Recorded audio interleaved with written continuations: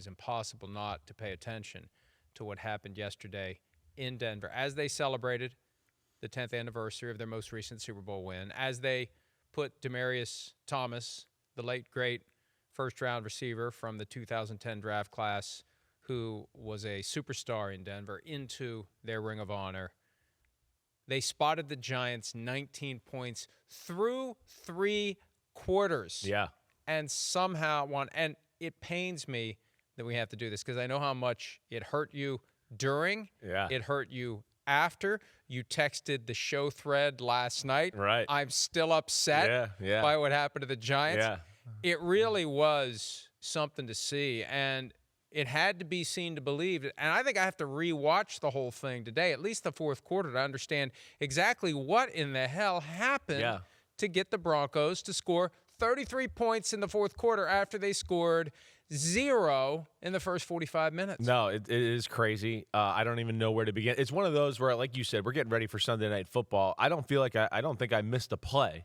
What I did not realize, I think, in live action was that all of the 33 points came in the fourth quarter. I think that's where I was like, oh, wait, they didn't get one of those late in the third quarter somewhere in there. So that's an amazing stat just right off the bat. That NFL, this day and age, 33 points in one quarter, that's pretty incredible. It really is. Now, on the other side, with me personal emotions, yes, that was a hurt. That was the first time I walked in the door last night of my house and went, man, that hurt. And my son was the same way. It was the first time I feel like I'd been hurt by a Giants loss in quite some time. But I think that's a good thing, too, because there's expectations, and they're fun to watch, and we expect them to win a little bit now.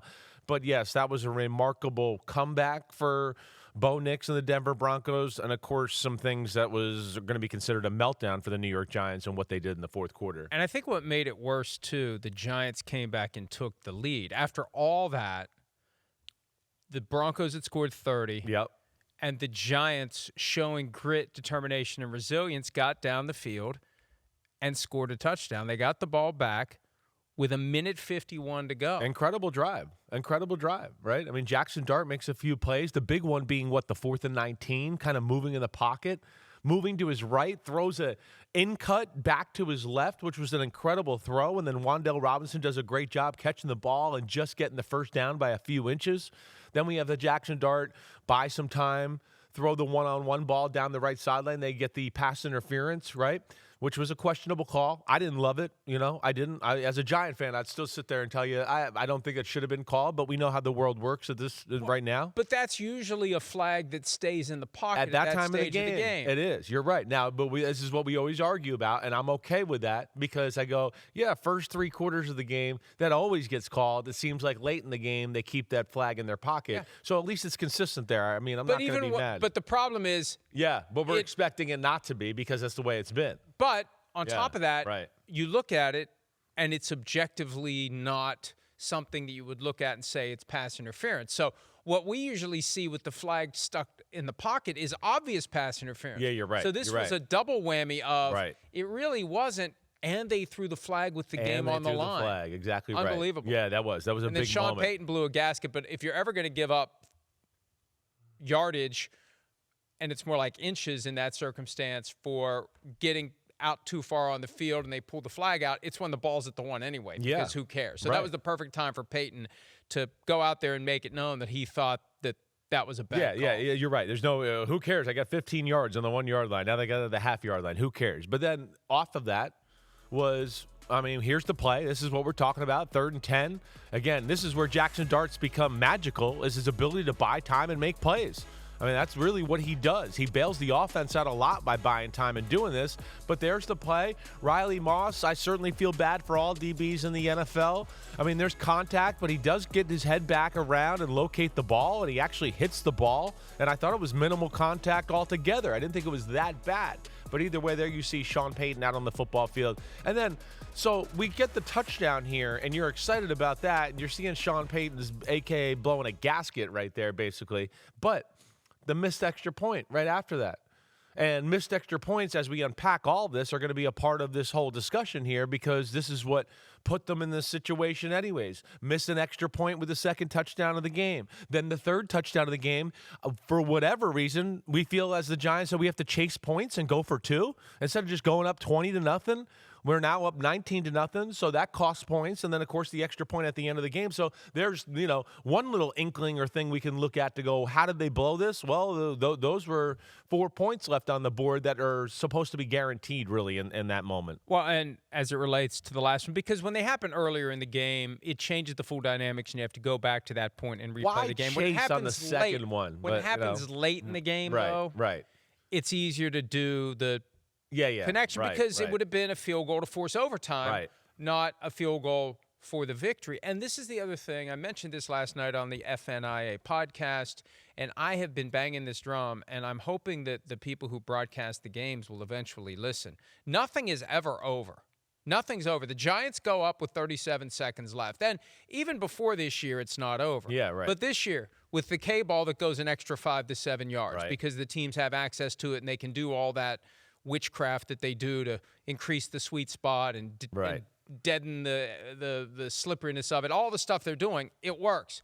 And you have the kickers with the Terminator legs. And you're playing in Denver. It doesn't take much to get in field position, and the Broncos were quickly there. And then they were able to get closer and closer to make it basically an extra point, a little bit longer than an extra point. Well, let's watch this. Here we go. I mean, talk about shamrock up your butt, right? I mean, please rewind this, everybody. Can we rewind that? Well, this is great. Fine. This will work.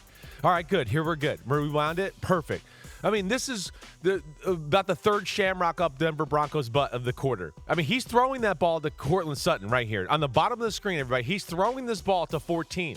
He misses the throw, and Marvin Mims just happens to turn around and see it and go, wait, I'm just supposed to be clearing it out for the other guy. Oh, wait, it's here. And then here's the next play, which was a very good throw and good play by Cortland Sutton, and there's the game-winning field goal. But with all this and all the comeback, right, because I think everybody's going to be like, what happened here? What happened? You're going to go back and watch and go, it's no, like, magic, it's not sorcery here or anything crazy. It's Giants blown opportunities. Giants are up 19-0. Broncos down there in the goal line. Their first horseshoe up their butt of the fourth quarter was I throw a ball into coverage to Cortland Sutton on the 1-yard line. The ball pops in the air, and Troy Franklin gets a touchdown in the back of the end zone to make it 19-8. And that was a moment where you're like, oh no, that made it 19-8, right? Yeah. There was the first touchdown was Bo Nix to Franklin for 2. Then it was Bo Nix to Johnson for 41. But I'm talking about the tip ball up in the air. That was the one. That was the first one to make it 19-8. And the Giants answered right back with their own tip touchdown, okay, right? There Remember is. that? Yeah, you're right. That made it 26-8. Okay. Right, so 26-8. So now you're going, okay, they're in a good spot here. The Broncos go on your typical long 13-play, 74-yard drive. Now they're down 26-8, and the Giants are playing prevent defense. So it's chip here, 5 yards here. He scrambles for 8 yards. It's 7-yard throw, and they get down there. They score. Okay, no big deal. 26-16, and there's 5 minutes and 13 seconds left. Here's the game. You're up by 10 with 5 minutes and 13 seconds left, and as we know, that's when the Jackson Dart interception happens on third down. If they can just punt the ball, it's almost going to be impossible for the Denver Broncos to beat them. It's almost going to be impossible. And I see what Jackson Dart sees, and this is what we talk about all the time. Being a young quarterback, you got to learn on the fly. You got to take some shots, and you're going to hit some bumps in the road. He sees the shallow cross. If he doesn't have pressure normally, he probably throws it right over 40 and gets it to Theo Johnson for the first down. But he's under pressure. His feet aren't in the ground. His body's in a cockeyed position.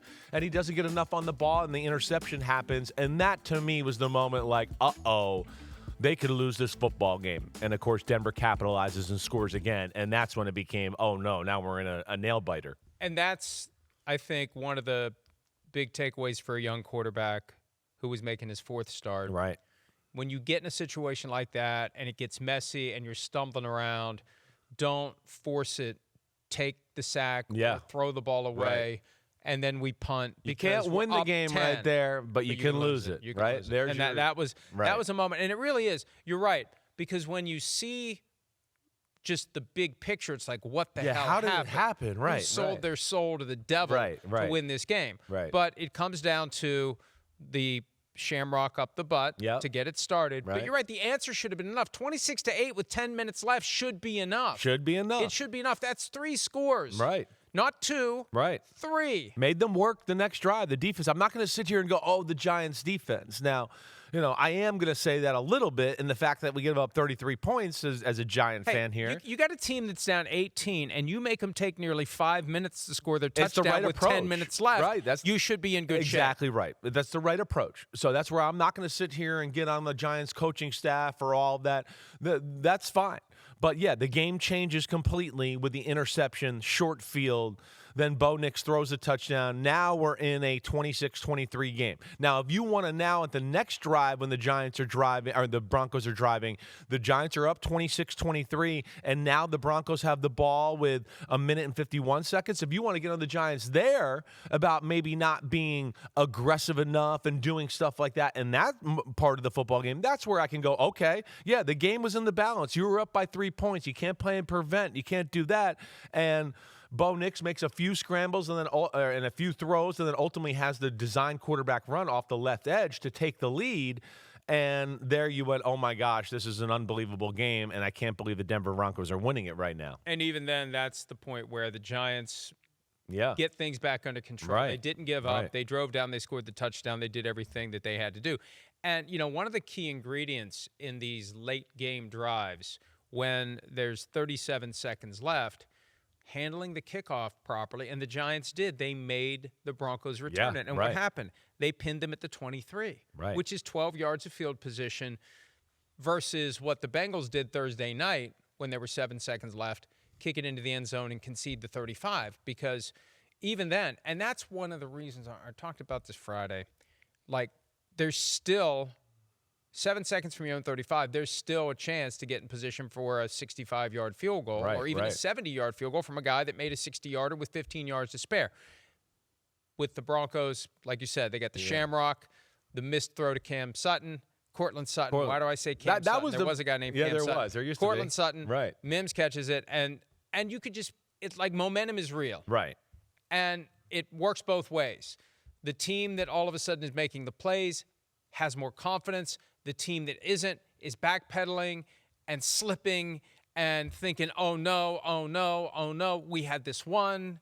We mentally had not checked out, but, there's something that overcomes you in any competitive endeavor. Right. When you reasonably believe that it's over, that's when you just kind of like, take a deep breath. Like exhale. And it's just a matter of, getting the hell out of here and getting on the plane and going home. So that really was one of the more remarkable regular season games you'll see. And this is the kind of thing the NFL has to love because nothing's ever over. 19-0 going into the fourth quarter isn't over. 26-8 with 10 minutes left isn't over. Nope. No, it is. And listen, I don't want to sit here and get on the Giants. I do want to give the Broncos credit. They are comfortable in these situations. This is Sean Payton. His quarterbacks, his teams have always been tough and clutch in big moments. You saw that there again.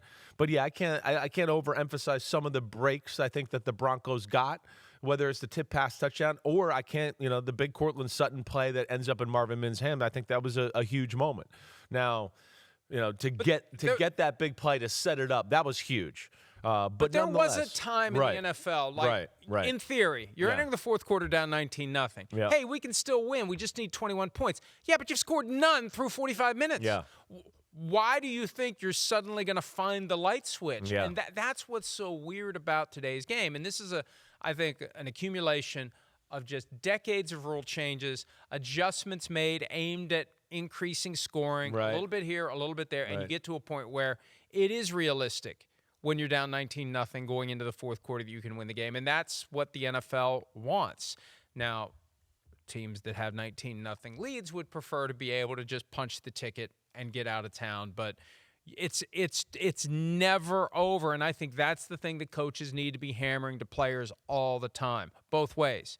It's never over. You're right. The rules, the game, the way it's set up, Madden, like we've talked about, players being able to compartmentalize I think about that all the as time well. Now, down 18 or 16, 2 scores, no big deal. It's a real thing. Players I've heard players talk about it. I think then you have the great quarterbacks we've seen. They've broken barriers. Wait, you can't come back from 28-3 in a Super Bowl? Oh, wait, you can? So there's been moments like this again. This will make somebody believe one day, hey, we could score 30 points in a fourth quarter too. And I think that's what happens. It's almost like human evolution. Hi, it's Mike Florio. Thanks for watching PFT on YouTube. Hit subscribe for the latest news and analysis from Pro Football Talk.